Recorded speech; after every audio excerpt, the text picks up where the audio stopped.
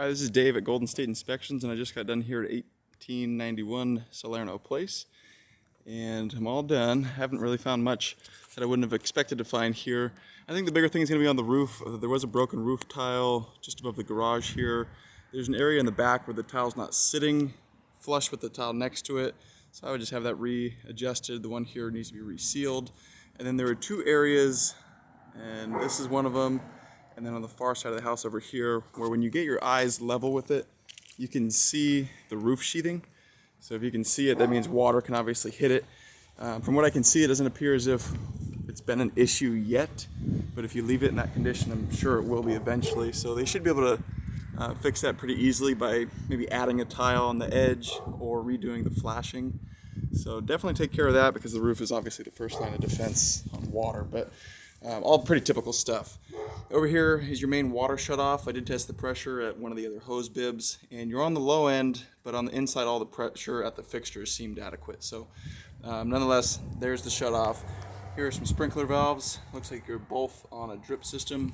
We don't follow the drip lines because they become hidden below the vegetation, but the valves themselves do work.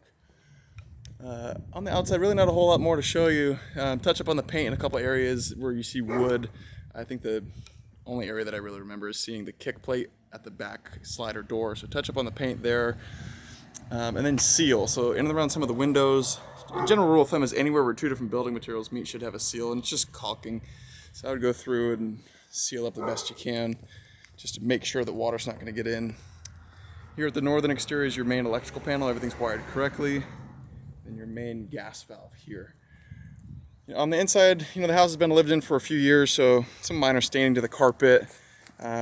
Really hardly anything else to write home about. It's a pretty clean house, and I think that about covers all the big things. I do test all the appliances that are installed, other than the refrigerator and the washer and dryer, and I take the model numbers, and we'll be turning them into a service to check for recalls. So look for an email from Recall Check on that, but everything that I tested works. And I think that's about it. Furnace sits up in the attic, fired right up. There are two thermostats for it. The bottom one appears to be locked, and I didn't want to try to unlock it because it seems like they want it to be that way. But I was able to test it from the upstairs thermostat, and that all appears to be fine. Your condenser unit for your AC sits on this side of the house. We're not testing the AC today because it hasn't been warm enough over the past 24 hours. But it's a newer unit, so I wouldn't anticipate anything being wrong with it anyway. So I think that about covers it. You have my name and number, hopefully. And so if you have any questions, or if you wanted to go over the report line by line, feel free to give me a call. Thanks a lot, and good luck with the new place.